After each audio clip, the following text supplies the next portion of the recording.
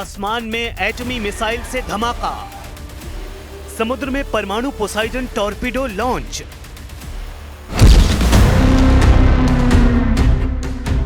बम बारूद से 4 साल से चल रहे युद्ध का सबसे खौफनाक राउंड शुरू हो गया है। पुतिन ने महाविनाश के हथियारों को वॉर जोन में उतार दिया है। बैक टू बैक 2 एटमी धमाके कर पुतिन ने दुश्मनों के डार्क फ्यूचर की गारंटी दी है।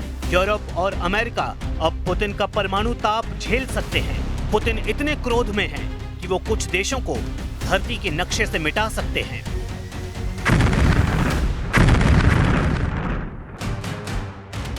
ये है एटमी टॉर्पीडो पोसाइडन। ये है पुतिन का नया परमाणु हथियार। ये है दुनिया दहलाने वाला एटमी लड़ाका। ये है ट्रंप का कलेजा कंपा देने वाला धमाका। परमाणु हथियारों की टेस्टिंग का तूफानी दौर शुरू हो गया है। पुतिन ने बैक टू बैक डबल धमाका कर प्रेसिडेंट ट्रंप को भड़का दिया है।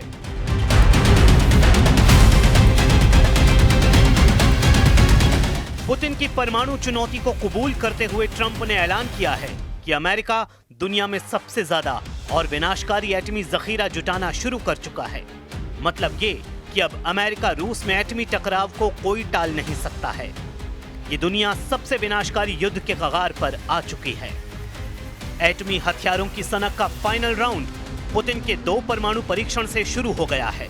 महज 8 दिन के अंदर पुतिन ने 2 परमाणु हथियारों के विस्फोट से दुनिया दहला दी है।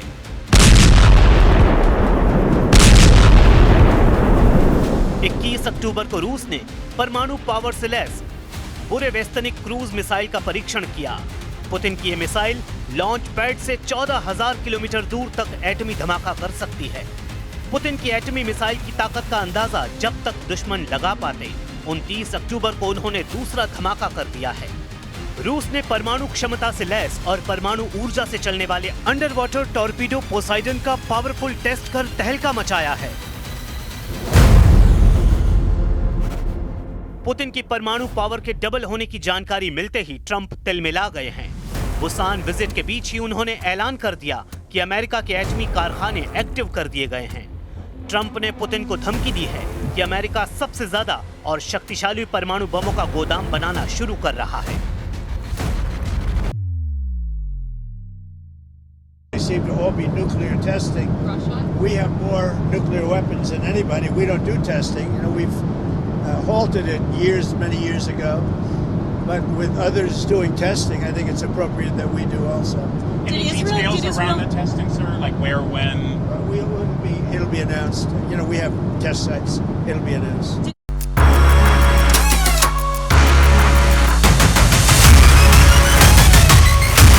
बीते कुछ दिनों से पुतिन ने अपने हर कदम से ट्रंप को चिढ़ाया है।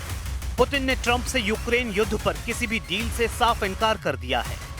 शांति समझौता टलने के बाद से पुतिन लगातार ताकत दिखा रहे हैं। रूस के हथियारों की जंगी ट्रेलर देखकर ट्रंप का दिमाग बहुत ज्यादा गर्म हो गया है। रूस ने जिस टॉर्पीडो का टेस्ट किया है उसे पुतिन ने दुनिया का सबसे विध्वंसक न्यूक्लियर हथियार बताया है। यहां तक कि रूस की शैतान मिसाइल से भी ज्यादा विनाशकारी है पुतिन की torpedo. But that's not all. You should know, yesterday we conducted another test of another promising system. This is the Poseidon unmanned underwater vehicle, also with a nuclear propulsion system. For the first time, we succeeded not only in launching it from a submarine using its booster motor, but also in igniting the nuclear propulsion system, which the vehicle used for a certain period of time. This is a tremendous success.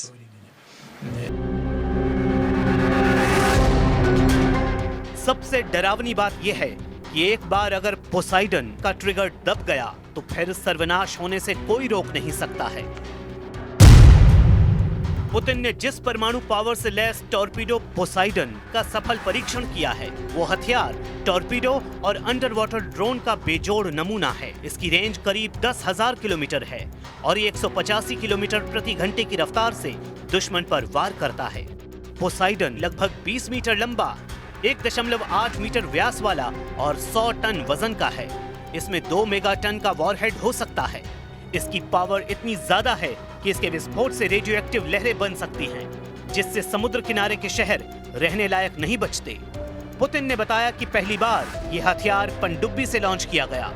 Putin ने दावा किया है कि रूस की सबसे विस्फोटक missile सरमट SSX-29, जिसे नेटो फोर्स शैतान नाम देती है, उससे भी विनाशकारी है टॉर्पीडो पोसाइडन। Мощность Посейдона значительно превышает мощность даже самой нашей перспективной ракеты межконтинентальной дальности «Сармат». Такой в мире нет, как «Сармат». И у нас он еще на дежурстве не стоит. Скоро появится на дежурстве. Но «Посейдон» значительно превышает «Сармат» по мощности. И кроме того, по скоростям и по глубинам движения этого беспилотного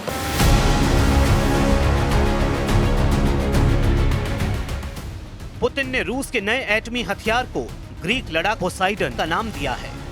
पुतिन ने पोसाइडन अमेरिका और नेटो की विस्तारवादी नीतियों का जवाब तक कहा है।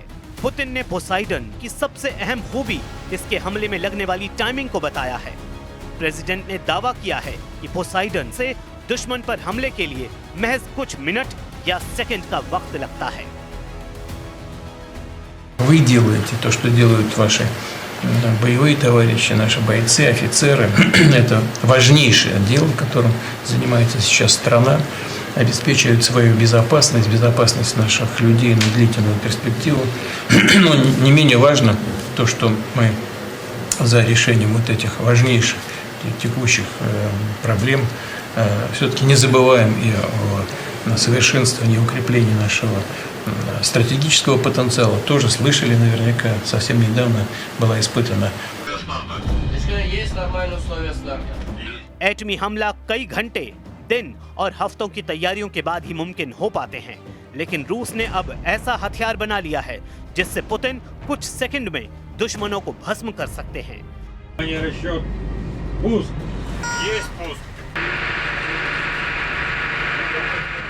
पुतिन के लेटेस्ट परमाणु शिकारी किस हद तक बर्बादी मचा सकते हैं, उसे जानकर ही रूह कांप जाती है। पोसाइडन टॉर्पीडो में 2 मेगाटन तक परमाणु वॉरहेड लगाया जा सकता है। इसके विस्फोट से समुद्र में इतनी तेज रेडियो एक्टिव लहरें उठती हैं कि तटीय शहर पूरी तरह रहने लायक नहीं बचते। रूसी सेना का दावा है कि पोसाइडन टॉर्पीडो के धमाके से लंदन जैसे 6 बड़े शहरों को मात्र 30 मिनट में दफन किया जा सकता है।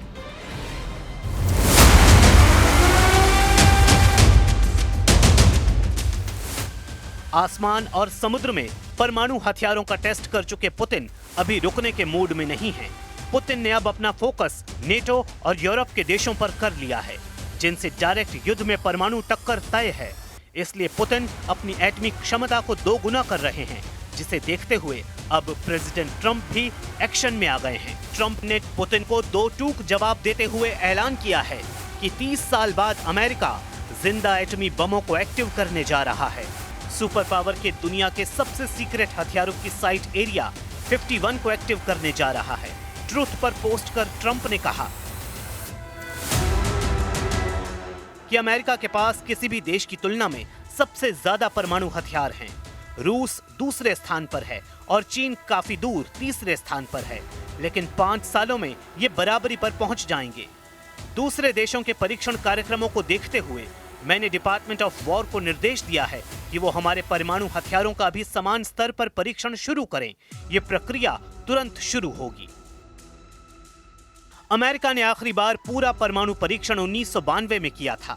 उसके बाद से अमेरिका ने एटमी विस्फोट की जगह कंप्यूटर सिमुलेशन और सीमित सब क्रिटिकल टेस्ट कर हथियारों की जांच जारी रखी। लेकिन अब ट्रंप ने फुल फोर्स में परमाणु बमों को बनाने और उनके टेस्ट के ऑर्डर दे दिए हैं। द हिल्स के मुताबिक ट्रंप ने पेंटागन के अधिकारियों से यूरेनियम 235 और प्लूटोनियम 239 का उत्पादन फिर से शुरू करने का निर्देश दिए गए हैं। वहीं नागासाकी एटॉमिक इंस्टीट्यूशन के मुताबिक अमेरिका के पास करीब 460 टन संवर्धित यूरेनियम है। अमेरिका इतने यूरेनियम से कम 16,000 एटमी वॉरहेड तैयार कर सकता है। इसी तरह अमेरिका के पास प्लूटोनियम करीब 68 टन है, जिससे कम से कम 5,000 एटमी वॉरहेड तैयार हो सकते हैं। इन दोनों को जोड़ा जाए तो अमेरिका के एटम बमों की गिनती 20,000 के पार पहुंच जाएगी। इसके बाद एक झटके में अमेरिका रूस से 5 गुना ज्यादा एटमी पावरफुल देश बन सकता है।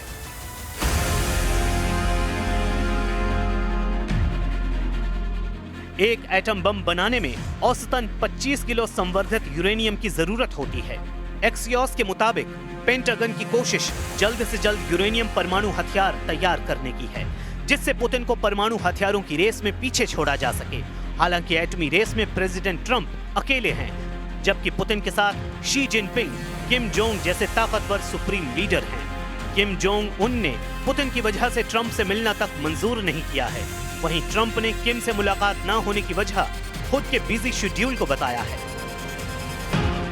ट्रंप को उम्मीद है कि किम जोंग उनका कोरिया में ग्रैंड वेलकम करेंगे, जबकि किम ने उनकी एशिया विजिट के दौरान क्रूज मिसाइलों के धमाके किए हैं। किम जोंग ने भी एटमी रेस में खुद के पीछे न रहने का ऐलान कर रखा है। हालांकि किम के लिए सबसे बड़ी मुश्किल यूरेनियम का जुगाड़ करना है, क्योंकि परमाणु हथियार बनाने को लेकर एनपीटी का एक और नियम है। इसके तहत परमाणु हथियार के लिए बाहर से कोई भी मुल्क यूरेनियम और प्लूटोनियम नहीं खरीद सकता है। मतलब ये कि अगर किसी को नए सिरे से एटमी हथियार बनाने हैं तो उसके पास खुद का यूरेनियम और प्लूटोनियम होना चाहिए। पश्चिमी मीडिया रिपोर्ट्स के मुताबिक किम के पास फिलहाल 2000 किलोग्राम यूरेनियम है, जिससे ज्यादा से ज्यादा 47 एटम बम बन सकते हैं। लेकिन ये बात तय है कि किम के सारे एटम बम पुतिन के काम आएंगे। किम जोंग उन ने अब तक रूस का हर तरह से युद्ध में साथ दिया है। अगर पुतिन ट्रंप का युद्ध शुरू हुआ तो किम जोंग अपने सारे परमाणु हथियारों को पुतिन के लिए कुर्बान कर सकते हैं। ऐसे में ट्रंप एटमी टकराव की नौबत न आने दें, इसी में दुनिया का भला है, क्योंकि परमाणु युद्ध शुरू हुआ तो फिर धरती का वजूद खतरे में पड़ सकता है।